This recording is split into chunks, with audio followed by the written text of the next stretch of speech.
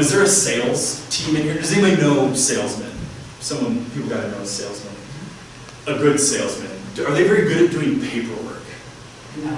Horrible. Because if they are, they're not selling. All right, so exactly. So let's look at an event. I'm in sales support, and a sale comes in, an invoice, and there's information missing. Now, by definition, that's my job, to support sales. But here's what happens oftentimes. Information's missing. Here's what we start thinking. Oh my gosh, these salesmen don't care about us. They don't even realize that this place would fall apart if we weren't here for them. You know, if we weren't the ones just covering their butts all day, then we wouldn't even be able to do business around here. How am I likely to feel when I think like that about my salesman, my team member? Not good. Not good. She's volunteering. I love it. You're going to feel not good. You're going to feel frustrated. You're going to feel useless, like you're just this position that doesn't matter. And you're going to be upset. How are you likely to act next time you take a call of a customer? You see that order, you might shove it down to the bottom as a salesman. Or next time you call the customer, you might say, yeah, our sales guy just terrible at paperwork. We just need to redo this whole order. You might lose the sale. That's the result. But let's look at it a different way. Same event happens, but you're going to do some reality-based thinking. You're going to question your thoughts for accuracy. So those same thoughts, instead of thinking, oh my gosh, they don't care about us, they don't care about their jobs, this place will fall apart, you just think, wow, an opportunity to get some information, to do my job, an opportunity to support sales. How are you likely to feel thinking that way? Would you say neutral at worst? You're like, okay, we can cover for them. Neutral at worst. How are you going to act? You'll call the customer like, holy cow, we are zealous about quality here. We love that you order from us. Can we just get this information solid so we make sure it gets there right on the date you've asked?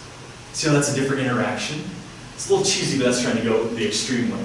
The result, customer thinks it's a great place. We're on top of our game. We're covering for each other. We got great teamwork. That's the thought cycle right there. How reality-based thinking can totally change a result that happens in your life. In any decision, event, or in a company, your people that you guys manage will fall into three different areas when a decision is made. There's those in resistance, and then there's those in maintenance, and those in vision. I would draw it up, but I think we can visualize it. 20% are usually in resistance, another 20% in vision, 60% are in maintenance. Now, you guys know those resistors, if you have them. They see everything that changes as a threat. They're very reactionary. They think a lot about the past. Like, they might still think outdoor plumbing was good. They're not sure about this indoor plumbing thing, way in the past. Your visionaries, you see them as well. Everything's an opportunity for them. They're creative. They're resourceful. They're getting things done all the time. They're very present.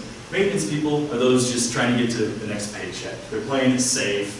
They're here, but they're not. They're just kind of floating back and forth. Now, what we teach reality-based leaders is work with the willing. So if you're going to coach, a lot of times, if you would say where you spend most of your time coaching, if you guys do coaching, where do you spend most of your time? If you could visualize the people. Maintenance. Maintenance. Yeah, that's usually what we hear. We hear either we spend so many times with resistors trying to get them on board, and then by that time, visionaries are maybe on working for a competition because you're trying so hard. The average leader spends about 80 extra hours with someone in resistance most times. If you're working with a lot of maintenance people, that's right where you should be, but we even say work more with the visionaries because maintenance people are the ones you can convert into visionaries the fastest. They're just looking for a place to go. They're looking to go where the love is. So if you're spending a lot of your coaching and calling people out when their visionaries are doing good work, maintenance people are like, oh, that's a good place to be. I'll go there. But be careful. If you're trying to spend a lot of time with your resistors, maintenance people also fall that way. It only takes about 26% to tip the whole culture into that visionary mindset. But you want everybody to be visionaries? I mean, you need some people that are. I mean, you don't want to use the word resistant, but you have to have some concrete. You can't just all be out there. What do you guys think? Wonderful. What do you guys think? It's just great. What do you guys think? You guys are awful quiet. I don't know if it's because I'm not getting anything good here or if we're thinking. I hope we're turning. Anybody? Wouldn't you want them all visionaries? I mean, honestly. That's what I think, but if there's other reasons why you... Just imagine, so change happens, everybody just starts working to make it work. Like you're the decision maker, I don't know it might be your members here, but if you're a decision maker, the first thing you usually get when the change happens is, oh my gosh, resistance right away. Imagine if everybody jumped into making it work. You guys have so many different skills and expertise in this room. You guys are experts. Boom, just get everybody making it work.